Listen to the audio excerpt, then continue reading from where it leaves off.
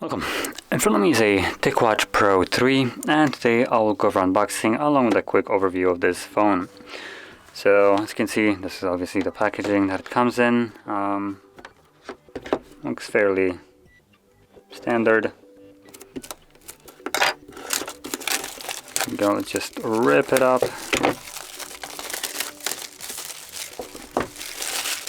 There we go. Now at the back you can see we have a bunch of information about the device. So it comes with Qualcomm 4100, up to 72 hours of battery and 45 days of estimated essential mode, IP68 and swim suitable, which is actually nice because I've seen devices that include IP rating of 68 and then they add that you can't really swim in it, which defeats the purpose of this rating. I have some heart rate monitors, stress and sleep trackers, Google Assistant. This is kind of nice with the Google Assistant because it does have a built-in microphone and speaker, so you can use it basically normally. We have 1000 watch faces, which is nice, with the Google Play Store, I assume. Dual display, which is probably the key selling feature of this device. That's why it also gets a decent battery life as a Wear OS device. Like I mentioned before, speakers and microphone, 10 plus professional workout modes. Looks like you can actually pay with the device, which I didn't actually know, which again, really nice. And powerful GPS built in, which I guess is something that you would expect. But anyway, without actually further ado, let's just pop it out. Guess we have some manual right here. I don't really care for that, so let's just eat that to the side. Oh, I flip it over, that's how we open it up. There we go. So there's the watch.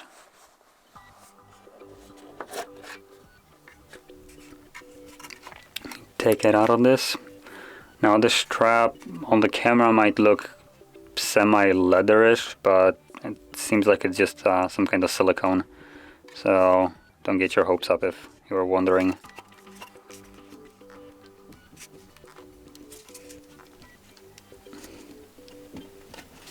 There we go.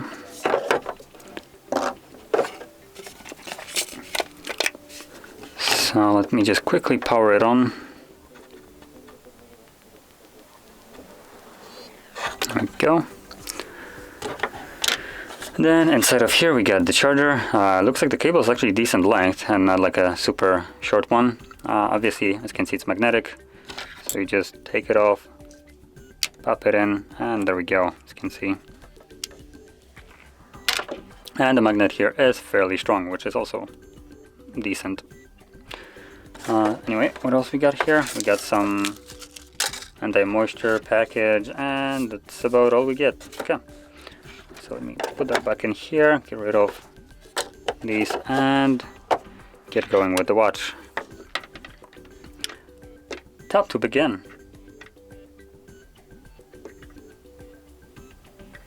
Oh, there we go.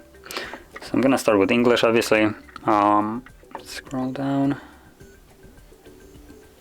I read it. Cool. Wear OS by Google. I think I need to actually download it because I don't think I have the application. Let me quickly look for it.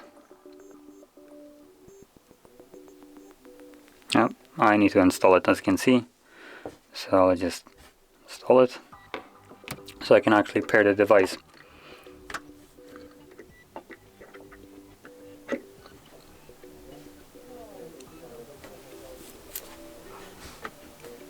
Now, I guess while this is while I'm pairing it, I will go over a couple of the features that weren't really mentioned at the back of the packaging. So number one, the display right here, the size of it is 1.4 inch with a resolution of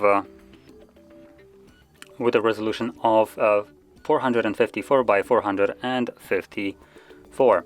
Obviously it comes with a Snapdragon 4100. I believe there is a newer one nowadays, 4200, which might be probably better than, or well, obviously it's going to be better, but overall I believe the 4200 will be also suitable for the new Wear OS like overhaul of the system. So if you're looking for a watch that will support the new overhaul Wear OS, you might want to get something that runs the newer Snapdragon. Anyway, let me just pair it right here. Now, on top of that, it does have a really decent battery of 577 milliamps, which is what I would say really nice. A lot of the devices have something below like 400, so this does have a chunky battery, and it should help you with the battery life. Additionally, it comes with only 1 GB of RAM. Let's see this. Yep, that's the same one. It comes with 1 GB of RAM, 8 GB built-in storage, Bluetooth 5.0, loudspeakers, microphone, GPS, and all that stuff. So you're basically getting entire package, everything that you need. The only thing that at least I believe this one is lacking, I don't know if they actually sell ones with it, would be an LTE model. So you can, for instance, add a SIM to it and use it standalone as just a basically all-around phone without actually taking your phone with you. So it looks like we're almost done with the setup right here, so I can gain access to the home screen of the watch, obviously.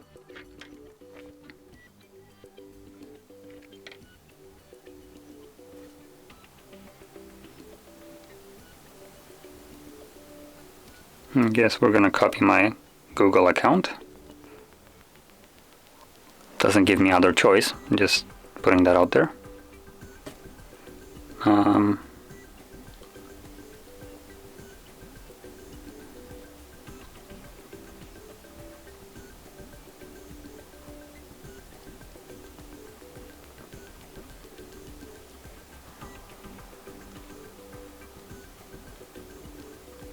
If I can only remember my password, that would be fantastic.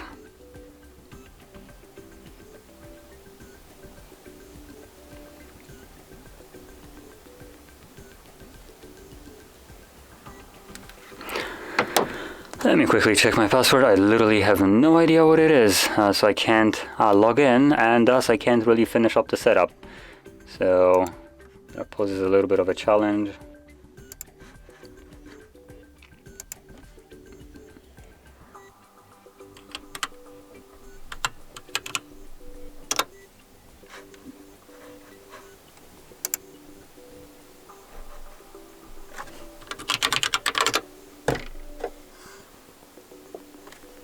Okay, I think I got it, so let's see.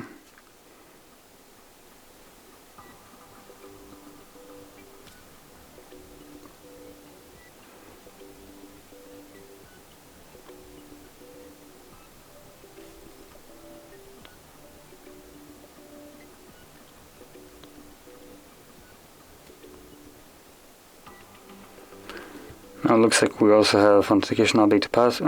Cancel. See, continue, stay connected to Wi-Fi. Maybe I will show this just so you can see. Stay connected to Wi-Fi, I guess, sure. Chat with your friends.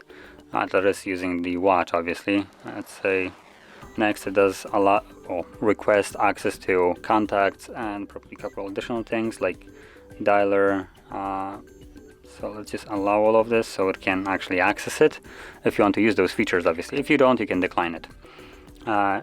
Check your calendar, so obviously it wants access to the calendar if you want to see all the upcoming events that you have added to your calendar on your watch. So I'm gonna select allow and get notification at a glance, sure, allow, location notice, and we're done. Cool. So I think I don't need the phone anymore. We should be able to, yep, there we go, see the watch itself. So obviously it's running a Wear OS, so I have no clue how to use it.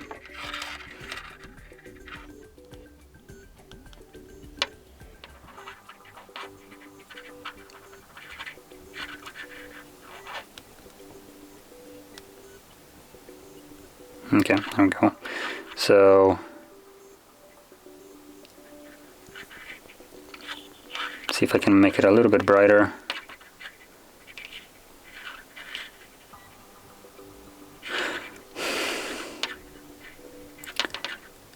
I would really like to get the option to, there we go, to get the notifications. For some reason the guide was literally blocking me from doing so.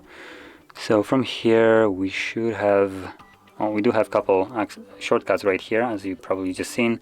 We have the pay option, so NFC, airplane mode, do not disturb, but I am looking for brightness just so I can make it way brighter if that's a possibility. Okay, so that is apparently the brightest. Now it does also have a sensor, so you can have it set to auto, as it is actually turned on right now. So meaning when it gets darker, the screen will dim, and when it gets, for instance, when you walk outside, it will get brighter.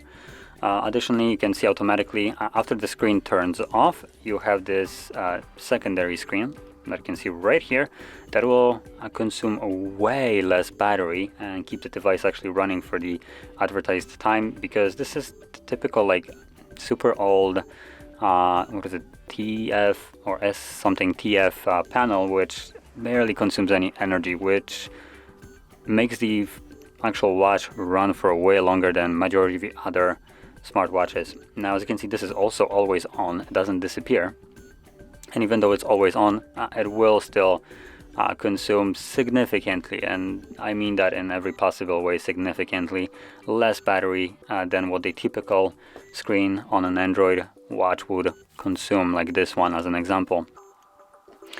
And this screen right here is an AMOLED display, even though it kind of looks a little bit less desirable for some reason. At least this watch face doesn't look that great on camera.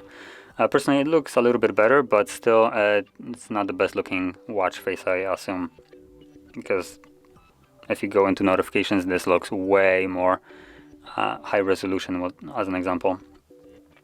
Anyway, apart from just the typical screen right here and just the features, we are running, like I said, Wear OS right here, so you get everything that you'd expect from Wear OS.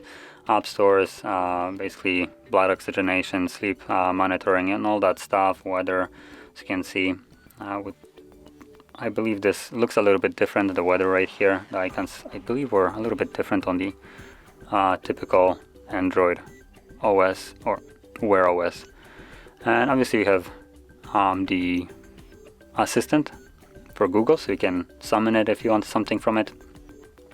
What else we got? Press button for apps. So there we go. Press again to go back. Now it's still giving me that annoying guide, which still has apparently no way to be skipped. There we go. So obviously you can access apps right here. And just to put that out there, this is running really smoothly. There is like almost no lag beat on it. So 1 GB RAM seems like it's enough to run this OS right here.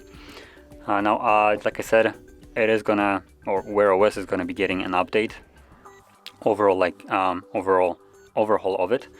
And that being said, 1 GB later might not be enough, so just keep that in mind. But it also might be even better than it already is, so this could go both ways. But anyway, that being said, as you can see, the watch is running fine. It's a little bit of a chunky watch, at least for my little skinny hands. But nonetheless, it looks like it's a really great watch. It adds a lot of decent features, especially in terms of the battery life, with this secondary display, which is kind of visible only like at an angle. As you can see, straight on, and if you're looking at it in the wrong direction, in the wrong light, you basically won't see anything on the display, but if you angle it, you will. So anyway, if you're looking for a really good smartwatch that actually lasts long and is running a Google Wear OS, then probably this might be one of the best options in terms of battery life and what it offers. Now, like I said, it's not at least this one doesn't have any kind of SIM capability, so you can't slap the eSIM into it and run it strictly entire phone off of this. And like I said, I'm not sure, maybe they make other alternatives to it with the eSIM capability, but this one has not. So if you're looking for something like that, you might want to look for some different model or different watch. But in terms of battery life, this is probably one of the best options you will get on the market.